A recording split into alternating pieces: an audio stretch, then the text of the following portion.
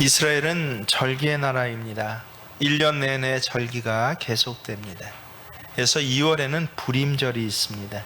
불임절을 옛날 페르시아 왕국 시대에 이 하만이라는 사람이 유대인들을 전부 학살하려던 계획이 내가 죽으면 죽으리이다라고 그렇게 하나님 의지하면서 일어났던 에스더에 의해서 오히려 축제의 날로 바뀐 것을 기념한 불임절로 이스라엘은 그 절기를 시작하고 있습니다. 이때 모든 이스라엘 백성들이 지금도 가면을 쓰고 이 길거리에 나가서 가장 행렬을 한다고 합니다. 4월이 되면 우리가 잘 아는 유월절이 있습니다. 애굽에서 해방된 날입니다. 그래서 6월절 다음 날부터 무교부영을 먹으면서 8일간 6월절의 잔치를 전체 치룹니다. 집집마다 모여 앉아 음식을 먹고 이야기를 나눕니다. 그리고 곧 5월, 6월 사이에는 오늘 우리가 감사절로 드리는 맥주절이 있습니다. 그리고 10월, 11월 사이에는 수장절, 초막절의 축제가 있습니다. 그리고 우리 절기로 크리스마스 때는 유대인은 크리스마스가 없습니다. 왜냐하면 예수님을 구세주로 믿지 않기 때문에 그렇습니다. 대신 그들은 하누카라는 빛의 축제를 지냅니다. 기원전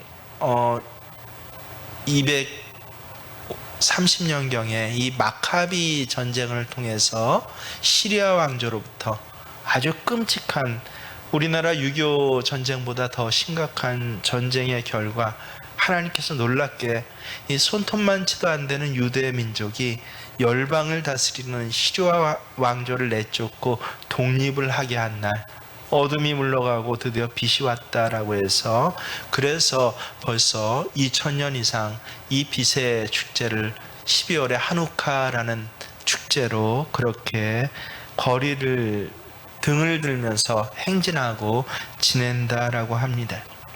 그래서 이스라엘은요 1월, 2월, 3월로 시작되는 게 아니라 절기로 시작해서 그래서 절기로 한 해를 마무리합니다.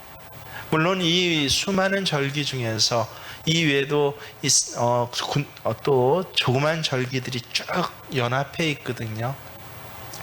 이 절기들 중에서 근데 가장 중요한 절기는 세 절기가 있는데 우리가 오늘 읽은 본문에 있는 유월절과 그리고 맥주절과 수장절이라고 하는 초막절 이 세 절기입니다.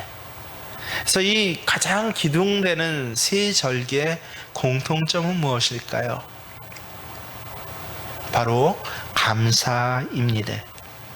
유월절은 애굽의 죽음으로부터 하나님께서 우리를 살려주셨습니다.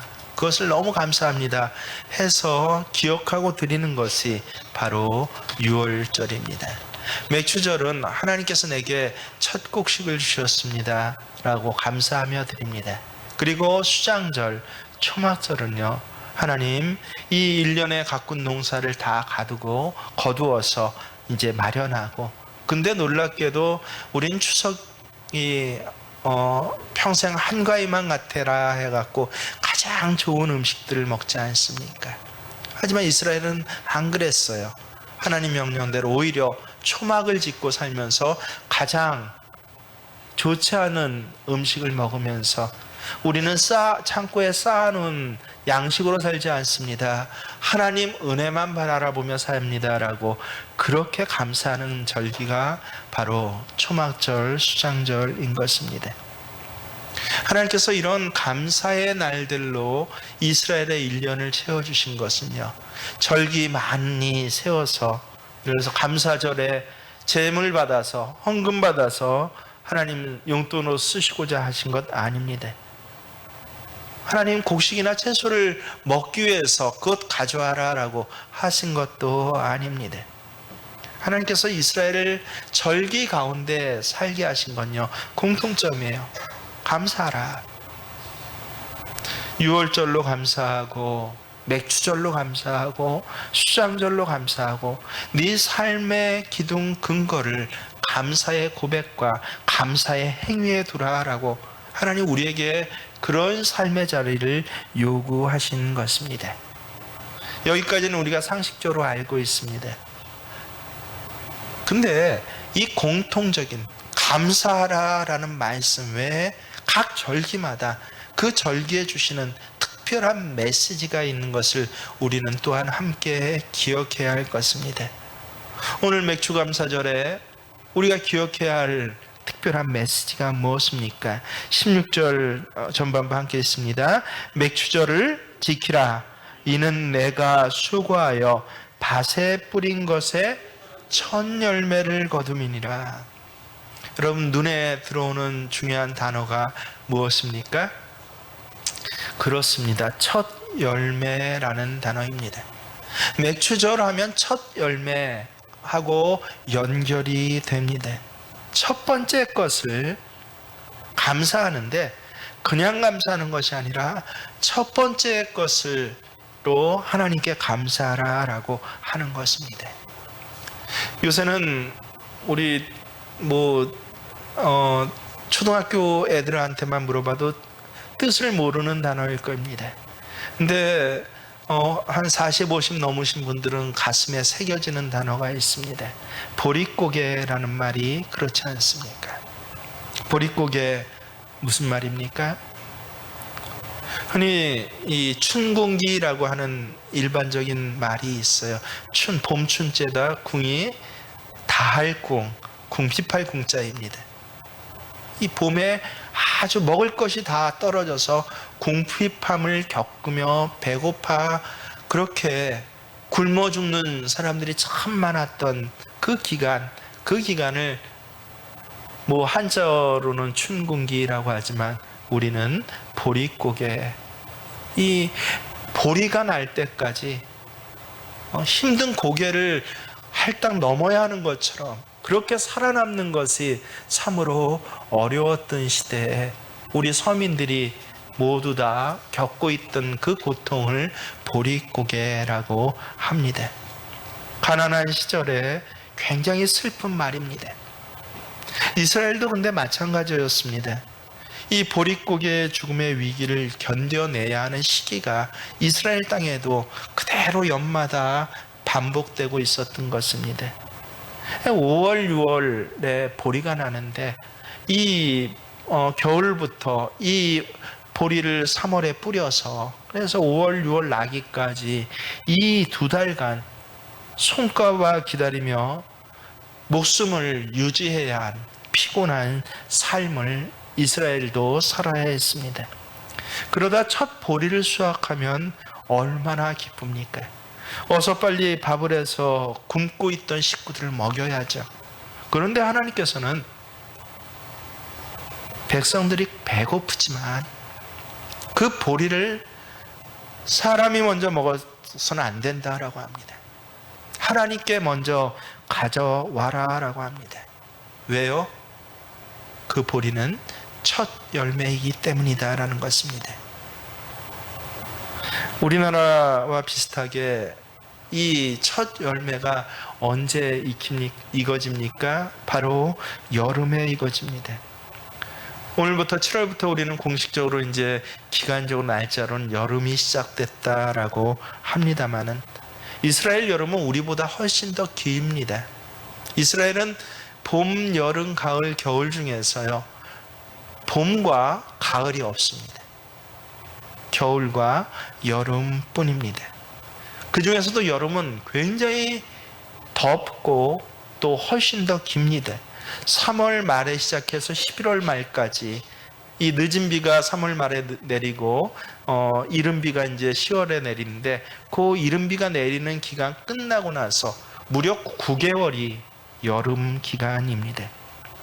그래서 이 여름을 뜻하는 히브리어가 카츠라는 단어를 쓰이는데요. 여기에는 사실은 이스라엘은 이 여름이라는 카츠라는 단어를 쓰면서 여기에 세 가지 뜻을 그렇게 품게 하였습니다. 첫 번째는 무엇입니까? 이 종말, 여름하면 종말을 생각해요. 우리는 여름하면 뭐를 생각하죠? 뭐를 생각하십니까? 우리 청년들은 해수욕장을 생각할 것입니다. 우리 어른들은 뭐를 생각합니까? 여름하면 산을 생각합니까? 휴가를 생각합니까? 근데 이스라엘은 여름하면, 카하츠하면요, 이 종말이라는 단어를 해수욕장이라는 단어보다 먼저 떠올렸다라고 하는 것입니다. 그래서 이 카하츠를 갖다가 동사 변화를 시키면 카바치가 되는데, 실제로 카바치라는 단어 자체가 벌벌 떨다, 시들다, 죽다 라는 그 뜻을 가지고 있습니다. 왜냐하면 이스라엘의 여름은요, 우리의 여름과는 비교할 바가 아닙니다. 이른 아침부터 햇빛이 쏟아부어져서 사람들을 공포와 죽음으로 몰아가는 그런 여름입니다.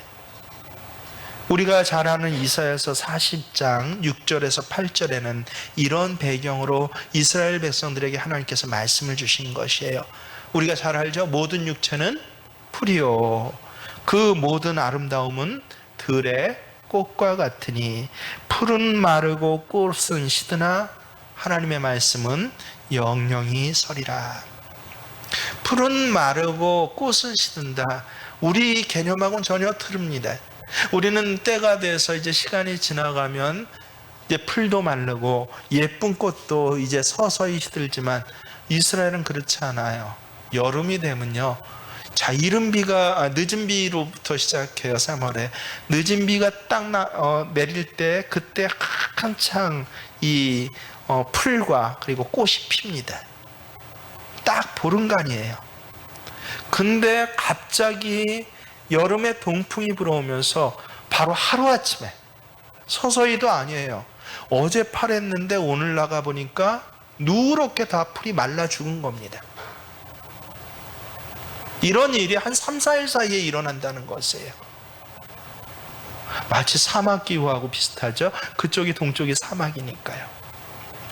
비가 낼 때 억수로 내리다가 갑자기 비가 뚝 그치면 2, 3일, 3, 4일 만에 거기가 사막이 되고 다 말라 죽는 것처럼, 그런 것을 눈앞에 보면서 이 9개월의 여름을 살아가야 하는 것이 이스라엘의 모습이었습니다. 그래서 예수님께서 마태복음 6장 30절에 더 구체적으로 이 여름을 표현하고 있습니다. 우리 함께 읽어볼까요? 마태복음 6장 30절 말씀입니다.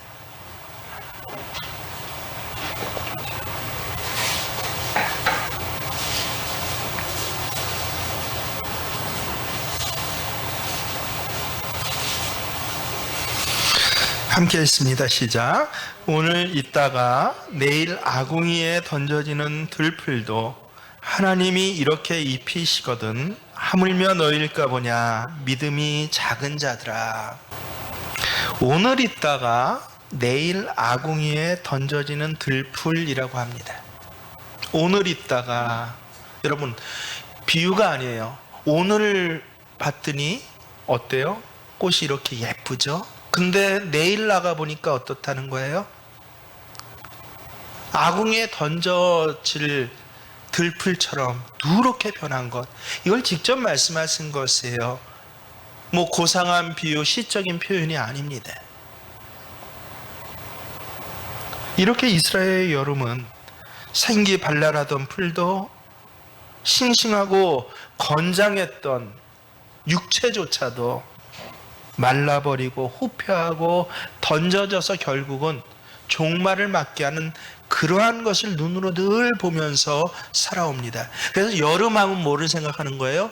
시들다, 죽다, 혹은 그 종말에 대해서 두려워서 벌벌 떨다. 카바치가 되는 것입니다. 그게 여름이에요. 여러분 어떻습니까? 올해 우리나라 여름도 굉장히 예년보다 훨씬 더 더울 것이라고 예상을 하고 있습니다. 이 예년보다 훨씬 더울 때, 마치 이스라엘과 비슷하게 더워질 때 그 날씨를 통해서 어휴 덥다고 부채질만 하지 마시고 성경 말씀을 읽고, 오늘 있다가 내일 아침에 던져질 들풀과 같은 내 인생, 이렇게 날씨 하나 덥다고 힘든데 하나님의 심판의 불 속에 빠지면 얼마나 힘들까라고, 그렇게 여름을 살면서 다가올 심판을, 그래서 여름하면 해수욕장이 아니라 우리도 여름하면 정말 심판을 생각하실 수 있는 그런 성숙이 있는 올해 여름이 되시기를 주의 이름으로 축원합니다. 하지만 여름하면 또 종말만 생각하는 것이 아닙니다. 체감적으로 인들은 경험적으로 좋은 것도 있었습니다. 이 여름에 참 신기하게도 그늘만 들어가면 시원하다는 것입니다. 그래서 시편 121편 5절 6절 우리가 잘 아는 시편이죠. 여호와는 너를 지키니시라. 여호와께서 내 오른쪽에서 내 그늘이 되시나니 낮의 해가 너를 상하게 하지 아니하며 밤의 달도 너를 해치지 아니하리로다. 우린 시편이라고 해서 시적인 표현으로만 받아들이는데 여러분, 낮의 해가 너를 상한다, 정말 낮의 해가 나를 상하고 죽인다라는 것을 경험해 보셨습니까? 이스라엘은 그렇다는 것이에요. 근데 낮의 해가 상할 정도로, 사람을 상하고 생명을 상할 정도로 해가 비춰질 때 여호와는 뭐가 되신다고요? 내 그늘이 되신다. 이스라엘 사람들은 알아요. 이렇게 햇빛이 상해져도 그늘에만 들어가면 뭐한다? 시원하고 살 수 있다.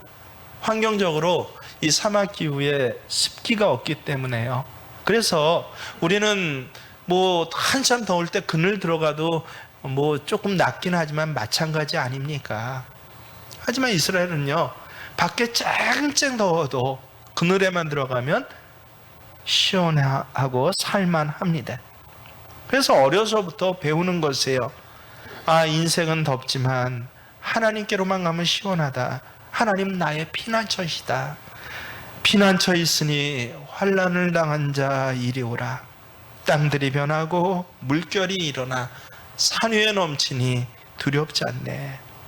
그래서 여름하면 그늘 되신 하나님, 한편 피난처가 되시고 위로자가 되신 하나님을 이 종말이란 단어와 함께 같이 머릿속에 떠올리고 고백하는 것, 이게 이스라엘의 여름이었던 것입니다. 무엇보다도 세 번째가 중요한데, 여름은 열매의 여름입니다. 여러분, 우리말 여름의 뜻을 아십니까? 여름에서, 봄, 여름에서 명사만 기억하는데 원래 어는 동사어원이에요. 열다에서 나왔습니다. 여름, 열다가 동사, 명사화돼서, 그래서 열음, 원래는 열음입니다. 열려진 것, 여름. 여름이 이제 여름으로 그렇게 된 것입니다. 열매가 맺히는 계절이다. 이게 여름인 것이에요. 정말 놀라운 것은요, 우린 여름하면 열매 맺힌다라고 별로 생각하지 않지 않습니까? 가을이 돼야 열매 맺힌다라고 하는데, 근데 이스라엘은요, 열매 언제 맺힙니까? 하면 여름이라고 대답합니다. 실제 제가 초등학교 2학년 때인가요? 3학년 때인가? 그때는 모두 다 100점 맞지 않습니까? 딴 애들도 다 100점 맞았는데 저 혼자 틀렸어요. 그래서 아직도 기억합니다. 그 문제를. 초등학교 3학년 때 문제를. 사회 문제인가 그랬는데, 벼는 언제 익습니까? 봄, 여름, 가을, 겨울이에요. 근데 도시 완전 촌놈이거든요. 선생님이 다 맞게 하려고 내준 문제였는데 언제인지 몰라서, 그래서 찍었어요. 생각하다 제일 그래도 좋은 날씨가 언제 할까 해서 여름에서 여름 찍은 기억이 납니다. 그래서 반에서 저하고 한 명인가 두 명만 틀렸어요. 왜냐하면 의정부였거든요. 의정부는 아다시피 외지의 그 주변부에 농사 짓는 지역으로 알고 있는데 맞습니다. 그 당시만 해도 농사 짓고 하는데, 근데 이 시내만은 서울 어느 시내보다도 또 도시적이에요. 그래서 벌써 한 40년 전에 시가 됐습니다. 여러분, 40년 전에 춘천은 시도 아니었어요. 근데 의정부는 시였습니다. 뭐 여러 가지 특수한 상황이 있는데, 그래서 그 의정부에서도 도시 한가운데서만 생활했거든요. 그것도 시장터 한가운데서만 생활했거든요. 그래서 곡식이 언제 익습니까 했는데 딴 애들은 다 맞췄는데 반에서 저하고 하나만 틀려서 선생님이 깜짝 놀래갖고 이걸 틀렸냐고 해갖고 스스로도 참 뼈 아프게 가슴에 새겨졌던 곡식은 언제 읽는다? 우리는 가을에 읽는다라고 하잖아요. 그게 정답입니다. 근데 이스라엘은 곡식은 언제 읽는다? 여름이라고 합니다. 왜요? 첫 열매. 기가 막힌 개념입니다. 정말 여름이 열음이에요. 첫 열매가 맺히는 것. 그래서 하나님께서 내게 바치라 라고 한 개념이 바로 이 첫 열매입니다. 첫 열매의 개념이에요. 첫 열매는 모두 여름에 뙤약볕을 받고 자란 식물들이라는 것입니다. 그것을 내게 바치라. 자, 보리를 보십시오. 1, 2월 비가 오는 겨울에 파종합니다. 여름이 시작되는 4, 5월에 여름 시작할 때 그때 거두는 것이 첫 열매가 바로 보리입니다.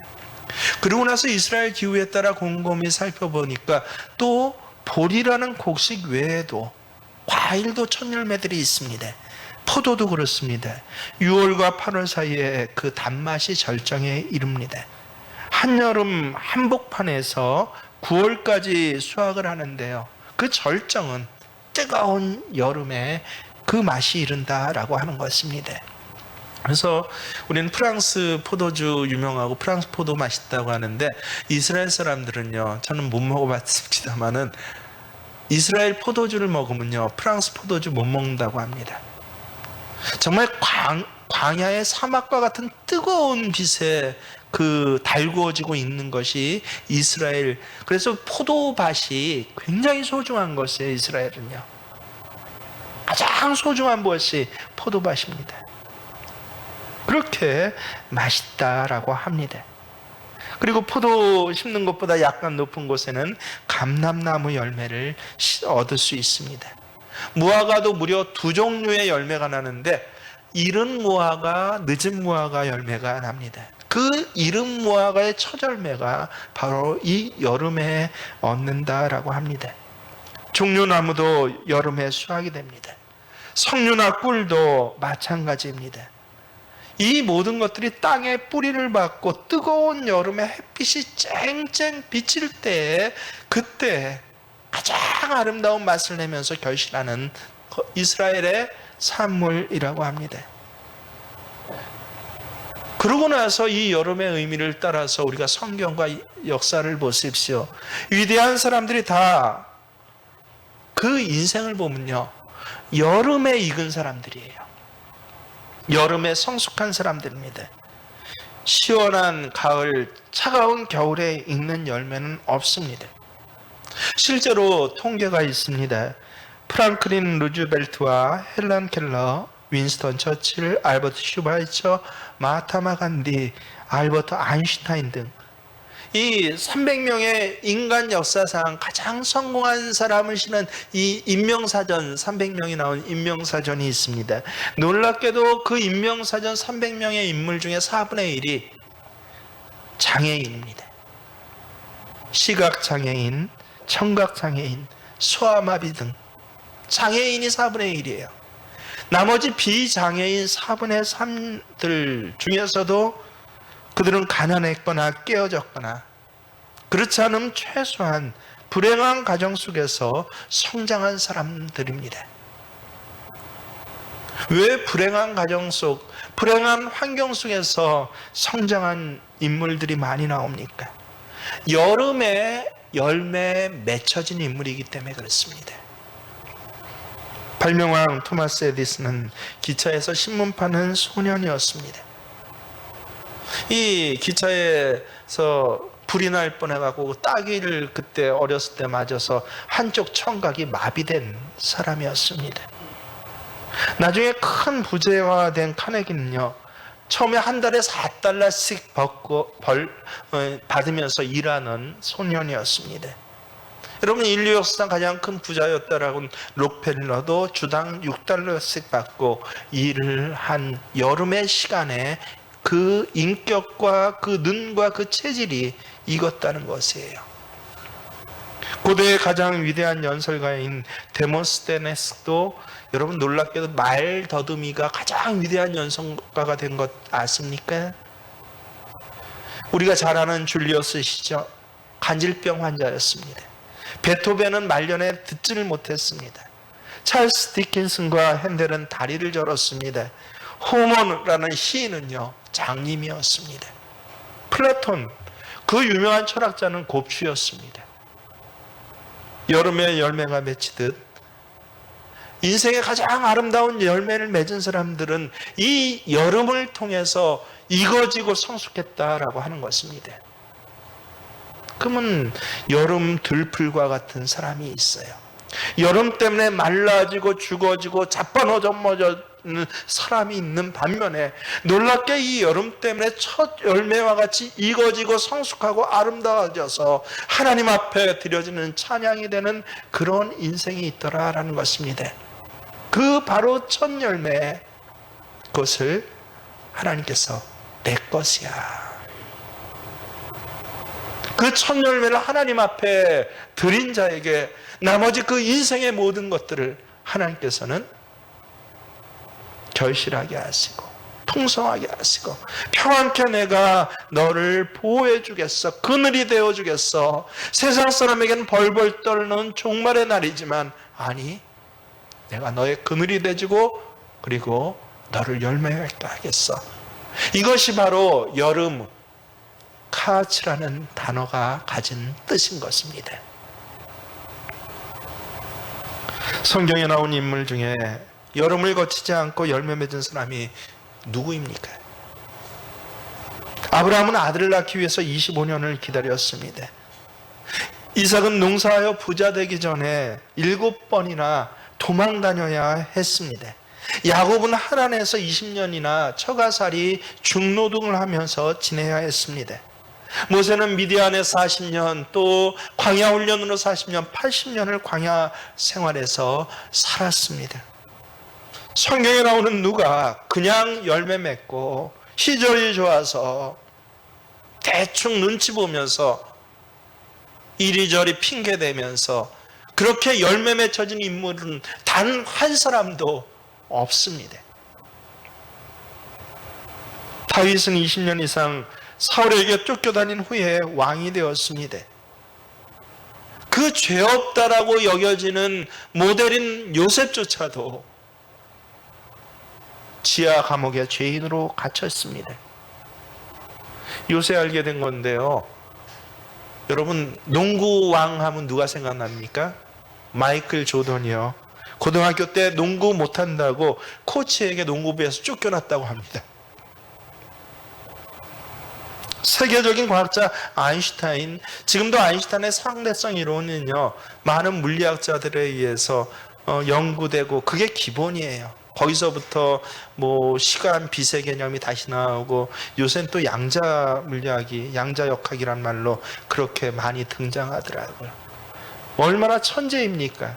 근데 놀랍게 이 아인슈타인이요 1905년 베를린 대학에서 논문을 힘들게 써서 냈는데 지도 교수에게 수준이 안 된다고 퇴짜를 받았다고 합니다. 누가 여름 없이 열매 맺나요? 계절의 열매도 그렇지만 인생의 열매도 여름을 통해서 맺습니다. 지금 혹시 여러분의 인생에 정말 여름과 같다라고 생각하십니까? 너무 힘들다라고 생각하십니까? 아니에요. 뜨거운 더위 한가운데서 여러분 지금 성장하고 성숙하고 익고 있는 중입니다. 그 첫 열매, 하나님 앞에 드린 첫 열매로 인해서요. 인생의 햇빛은 따갑지만 먼 훗날 그런 분들은 아 내가 그때 익었구나 라고 그렇게 분명 고백할 것입니다. 제 인생을 돌아봐도 지금 저를 만든 것은 여름의 기간이었습니다. 혹독한 여름이 저에게 오히려 믿음의 성숙과 영혼의 열매를 일찍이 결신하게 했습니다. 그래서 그 첫 열매를 하나님 앞에 드렸습니다.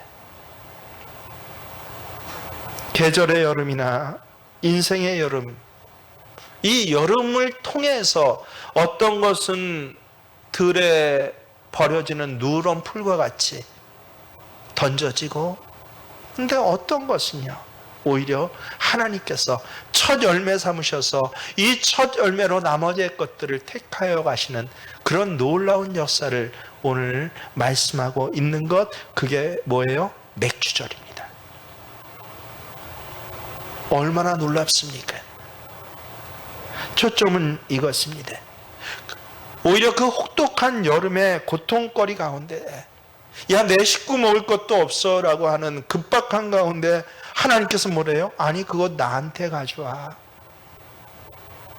이게 하나님의 명령이고, 이걸 아예 절기, 맥추절이라고, 그것도 8일이나 지키게 하셨습니다. 이스라엘 수많은 절기 중에서 제가 알고 있는 절기만 해도 한 12개 이상 되는데, 그 절기 중에서 8일을 지키는 절기는 맥추절과 무교절과 수장절 세 절기밖에 없습니다. 열매가 꼭 눈에 보이는 입으로 씹어먹는 열매만 열매가 아닙니다. 하나님께서는 그 첫 열매를 통해서 우리 자신의 그 첫 것, 처음 것을 하나님께 드리기를 원하시며 아예 명령하셨다는 것이에요. 그것도 절기라는 그 시간을 정하고 기간을 정하셔서 이때 반드시 해야 되라고 의무적으로 말씀하셨다는 것입니다. 첫 열매라는 것이 그저 시간적으로 맛것을 의미하지 않습니다. 내가 가장 소중히 여기는 그 처음 것, 내 마음속에 내 우선순위에 가장 중요한 그것을 하나님께서는 너 그건 나한테 가져와라고 말씀하시는 것입니다. 성경은 이렇게 첫 열매를 하나님께 드린 사람들을 그저 주머니에 있어서 여윳돈 준 게 아닙니다. 그 멸종하고 죽어가는 여름 한가운데 맺혀진 첫 것을 하나님께 드린 사람들에게 하나님께서 얼마나 위대한 복을 주셨는지 기록된 것이 바로 성경입니다. 가장 먼저 일어난 사건이 노아의 홍수예요. 여러분 성경 많이 읽으신 분들은 알고 계실 것입니다. 이 창세기 8장 이하에 보면요, 첫 열매를 드리는 그때에 바다에 다 생물이 죽어서 떠돌아다니고 끝났을 때 이 노아의 방주가 아라랏산에 머물면서 드디어 삶이 열리기 시작하는 그때가 어느 때라고 나옵니까? 첫 열매를 드리는 그때라고 합니다. 이스라엘 백성이 홍해를 건넌 그때도 첫 열매를 거두는 시기입니다. 이스라엘 백성이 가나안에 도착한 곳도 바로 첫 열매를 거두는 때 그곳입니다. 하지만 가장 중요한 예수님의 부활도 언제 부활하셨습니까? 첫 열매를 거두시는 때 예수님 부활하셨다고 합니다. 그래서 성경은 예수님을 잠자는 자들의 첫 열매라고 말씀하십니다. 고린도전서 15장 20절에 사도 바울 고백합니다. 그러나 이제 그리스도께서 죽은 자 가운데서 다시 살아나서 잠자는 자들의 첫 열매가 되셨도다. 예수님의 부활은 첫 열매 거두는 때에 일어났고 예수님 자신이 부활의 첫 열매였습니다. 생명의 첫 열매가 되셨습니다. 성경이 이렇게 첫 열매와 하나님의 기적을 연결시킨 것은요, 하나님께서는 우리의 가장 첫 것, 가장 소중한 것을 주께 드릴 때 하나님은 능력으로 역전케 하시고 그 여름이 말라 죽는 여름이 아니라 오히려 결실케 하시는 가을로 인도해 주신 여름으로 이끌어 주시겠다라고 약속해 주신 날이 맥주절입니다. 어떻습니까? 여러분의 가장 소중한 것은 무엇입니까? 무엇이 가장 소중합니까? 아브라함을 우리가 잘 알죠. 25년이나 기다려서 아들 이삭을 받았습니다. 하라 사이에서 난 첫 아들이에요. 순서도 첫 아들이지만 가장 소중한 첫 것입니다. 근데 하나님께서는 그 첫 것을 내게 달라라고 하십니다. 아브라함은 이 첫 것을 하나님 앞에 드렸습니다. 하나님께서 뭐라고 하십니까? 아브라함이 첫 것을 하나님 앞에 드렸어요. 아브라함이 찌르려고 했더라가 아닙니다. 손을 내리쳤습니다. 그랬는데 하나님께서 그 아이는 내가 받았다라는 것이에요. 그 아이에게 손대지 말라. 그 이전까지는 네 것이었습니다. 여러분 성경을 잘 보세요. 근데 아브라함이 손을 내리친 후에 하나님께서 막으신 후에 뭐라고 하십니까? 내 씨라고 하십니다. 하나님 앞에 드린 이 이삭 한 명 첫 것이 여지껏 내 아들이요, 내 가장 소중한 아들이요, 눈에 넣어도 안 아픈 내 자식입니다 했던 그 첫 것이 하나님 앞에 드려졌더니 그랬더니 하나님께서 그때부터 이삭을 다르게 부르세요. 그 이전까지 계속 내 아들, 내 독자, 내 것이라고 했거든요. 그런데 그 다음부터는 내 씨라고 하십니다. 정말 이삭은 씨가 되어서 하늘의 별과 같이 바다의 모래와 같은 많은 종족의 축복을 아브라함에게 하나님께서 선물로 주셨습니다. 실제 아브라함이 그런 축복을 받았다는 것을 여러분 아십니까? 여러분, 아브라함을 우리 일대조예요라고 그렇게 이야기하는 종교가 세 종교가 있습니다. 세계 유태교입니다. 현재 1,500만 명이 있다고 합니다. 그리고 우리 기독교예요. 전 세계 20억 명이 있다고 합니다. 그리고 이슬람교입니다. 전 세계에 10억 명이 있다고 합니다. 무려 30억 명의 자식을 가지고 있는, 정말 하늘의 별과 같고 바다의 모래와 같이, 하나님은 한치 그 말씀 추상화 아니에요. 비유한 거 아닙니다. 실제로 그 복을 그에게 그대로 내려주셨습니다. 왜요? 첫 열매를 바쳤기 때문입니다. 이 맥주절에 하나님께서 우리에게 원하시는 건 보리가 아닙니다. 제가 도시의 촌놈이라고 했지 않습니까? 모든 절기가 이해가 되는데 제일 이해 안 되는 게 맥주절입니다. 맥주절 올 때마다 당황스럽습니다. 아니, 나는 보리 재배하지도 않는데 보리 드리는 절기에 이걸 내가 지켜야 하나라고요. 그 후에 깨달았습니다. 하나님이 원하신 첫 열매는 보리 나한테 가져와 하신 것이 아니구나. 우리는 맥추절이라고 하지만 아니, 첫 열매를 가져와 첫 겉절기인 것입니다. 맥추절엔 또한 별명이 있습니다. 77절이라고 부릅니다. 왜냐하면 6월절 지나고 나서 7주, 일주일이 7일이죠. 일주일이 7번 지나서 그 다음에 오는 날이 맥추절이에요. 그래서 일주일이 7번 지난 다음에 날, 별명이에요. 그리고 신약시대에 와서는 77이 49 플러스 그 다음 날이니까 1 해갖고 몇이에요? 50 해갖고 이거를 77절 부르면 촌스럽잖아. 우리 좀 요새 트렌드에 맞게 오순절이라고 부르자라고 해서 오순절이라는 별명을 가졌습니다. 여러분, 오순절 날 무슨 일이 일어났습니까? 성령께서 강림하셨습니다. 기가 막힌 말씀이에요. 여러분, 왜 성령께서 오순절 날 하필 강림하셨습니까? 오순절 이전에 제자들은 실패한 자들이에요. 예수님 믿고 약속을 기다렸지만 정말 성령께서 오실지 알 수 없는 자들입니다.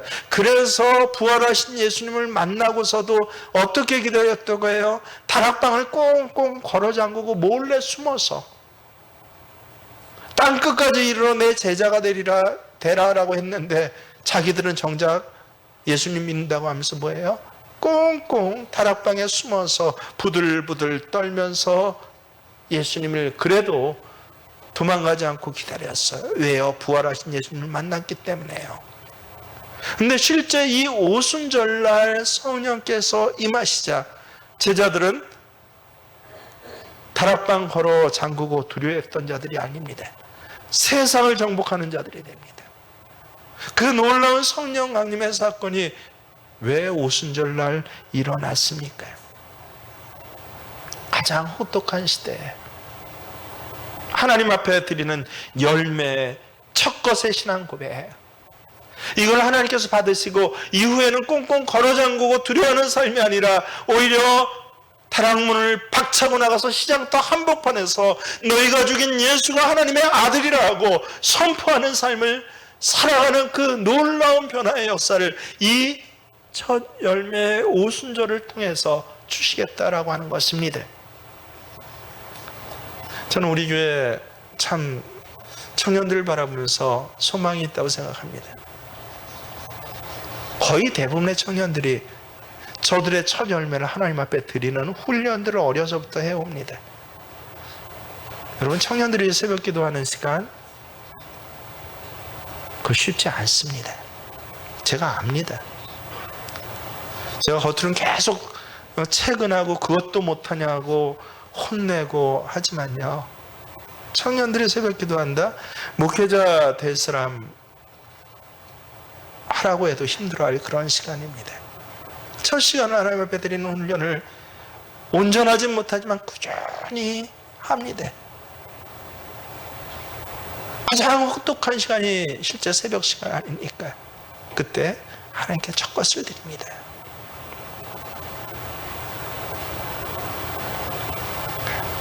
우리 청년들 하나님 앞에 헌신하는 시간들을 보십시오. 일주일 내내 직장에서 애쓰고 토요일날 봉사활동 있고 뭐 있고 할 때마다 모여서, 그래서 농담 아닌 농담, 진담 아닌 하여튼 반농담 반으로 연애할 시간이 있어야 시집장가 가죠라고 합니다. 가장 중요한 시간들을 드립니다.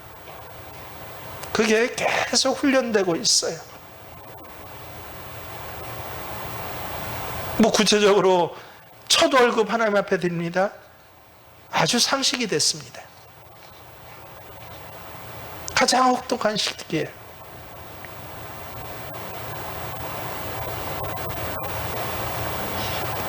딸이 정식으로 정사원으로 첫 월급을 받았습니다. 자기 나름대로 하고 싶은 게 많았던 것 같아요. 엄마 아빠 용돈도 드려야 하고, 할아버지 할머니 뭐 친가 외가 쪽이 많거든요. 이것도 해야 되고 저것도 해야 되고. 자기가 하여튼 꼭 쓸 것, 근데 자기는 한 달에 얼마가 필요하대요. 월세가 얼마, 뭐가 얼마니까. 이것 빼고 엄마 줄 테니까 엄마가 알아서 나눠드려라고 11조도 내고 뭐도 내고. 지어미가 가르칩니다. 얘야, 첫 것은 하나님 앞에 드리는 거야. 그랬더니 감사하게도 알았어 엄마 하고 따릅니다. 나머지의 모든 것은 누가 채워주세요? 하나님이 월급보다 더 갑절로 채워주십니다. 참 신기해요. 용돈 받았던 할아버지들 통해 갖고 잘했다고 칭찬하면서, 그러니까 두 번째 딸 두 번째 월급도 받았어요. 자, 이건 11조만 드리고 난 나머지는 내가 쓸게 라고 또 합니다. 제 어미가 또 가르칩니다. 원래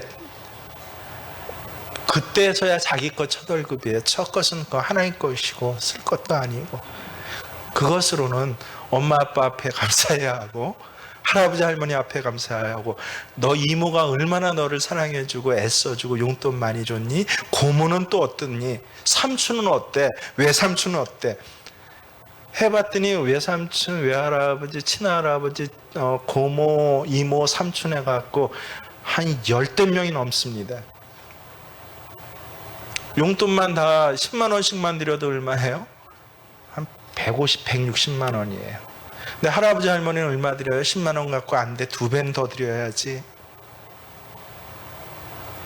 했더니 두 번째 달 월급 받고도 한 200만 원, 300만 원이 그냥 나가버렸어요.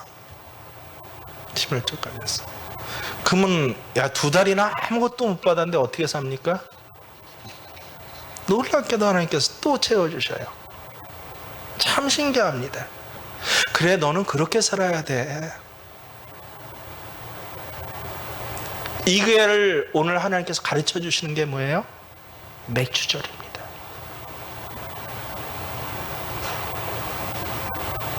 첫 것을 하나님께 드리고 가장 소중한 것을 하나님께 드린 사람은요, 부모와 가족을 더 소중하게 생각합니다. 나 월급 받았다고 나 혼자 먹고 쓰는 것, 심지어 11조까지 띄워 먹는 것, 그건 세상 사람들 살아가는 인생이에요. 평생 그래서 돈의 굴레에서 벗어나지를 못합니다. 하지만 첫 것을 하나님 앞에 드리는 신앙은요, 놀랍게 그 다음에 하나님 것으로 살게 하셔요. 참 신기합니다. 제가 증인입니다. 40년을 그렇게 살았습니다.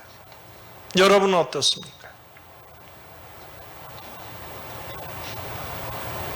세상에 혹독한 여름이 다가올 때 우리는 이 첫 것에 대해서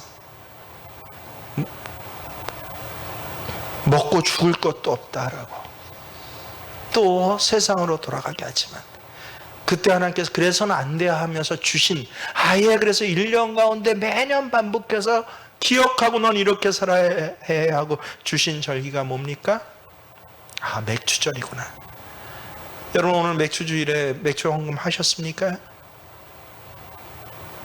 어느새 까먹어 버리셨습니까?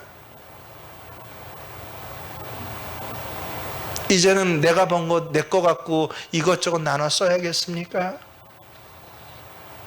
아니요. 혹독한 여름에 겨우겨우 얻은 그 첫 것, 그것을 내게 가져와. 나머지의 것들을 내가 내 그늘이 되며 내 생명이 되며 내 결실이 되겠어. 가져오되 아까워 가져오는 게 아니라 뭐예요? 감사하며 가져와. 드릴 수 있음에 감사합니다. 앞으로 당분간 우리는 정말 7월 여름, 기온만 여름이 아닙니다. 삶의 형편도 이 민족 전체가 여름의 혹서기를 지나가야 할 것입니다. 맥주절의 감사의 첫 것의 드림으로 이 혹서기를, 오히려 남들은 말라 죽어가는데 하나님의 백성 뭐 해간다고요? 익어가게 하시는 그 놀라운 은혜를 붙잡고 사시는 저와 여러분 되시길 주의 이름으로 축원합니다. 그렇습니다, 하나님.